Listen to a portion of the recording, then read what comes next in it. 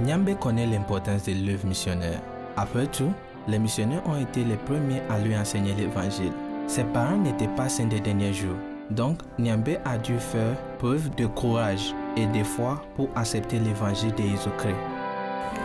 Quand les missionnaires m'ont enseigné, j'ai ressenti dans mon cœur que cet enseignement était vrai.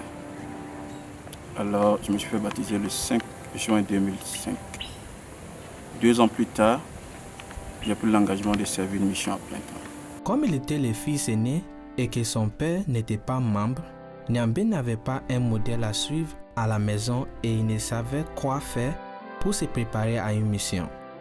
Heureusement, il avait un évêque aimant qui l'aida à comprendre ce qu'il devait faire. J'ai reçu mon appel de servir une mission à plein temps, la mission Cape Coast. Alors, enthousiaste, j'ai décidé d'annoncer cela à mes parents.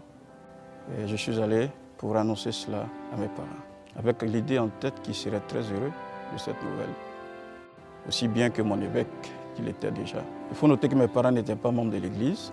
J'ai donc annoncé cette nouvelle, et ma surprise était que mes parents n'étaient pas aussi heureux que je le pensais.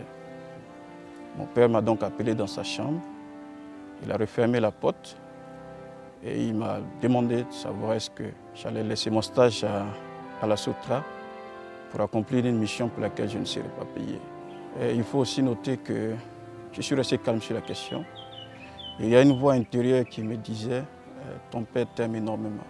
Alors, quelque chose m'a poussé à demander à mon père est-ce qu'il croyait en Dieu et est-ce qu'il pensait que nous étions tous enfants de Dieu. À cette question, il a répondu oui. Alors, je lui ai dit, aussi bien que Dieu vit, j'irai en mission, je reviendrai et je resterai ton fils. En avançant avec foi à chaque pas, Niambé est parti pour sa mission de 2 ans. Après avoir accompli sa première année, il a été réaffecté à une nouvelle région. Il a pris le vol de Lomé à Abidjan.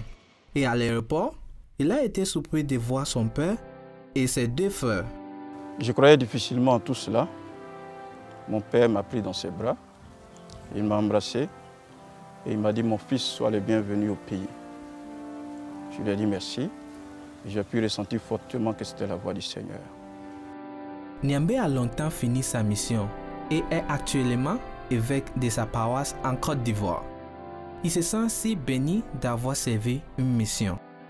Aux parents des jeunes et des jeunes adultes seuls, je sais que nous aimons nos enfants, que nous voulons le meilleur pour eux, que nous voulons un meilleur avenir pour eux, que nous voulons qu'un jour, qu'ils puissent véritablement prendre la relève et aider la famille que nous sommes.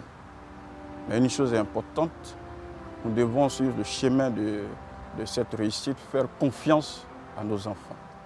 Comme le Seigneur donne toujours la force à ses guerriers, je sais que le Seigneur m'a donné la force nécessaire et le courage de servir une mission à plein temps. Je suis un meilleur père, je suis un meilleur mari, je suis une meilleure personne. Aujourd'hui, cette mission a posé le fondement d'une vie centrée sur l'Évangile. Je sais que je ne l'aurais pas eu d'une autre façon.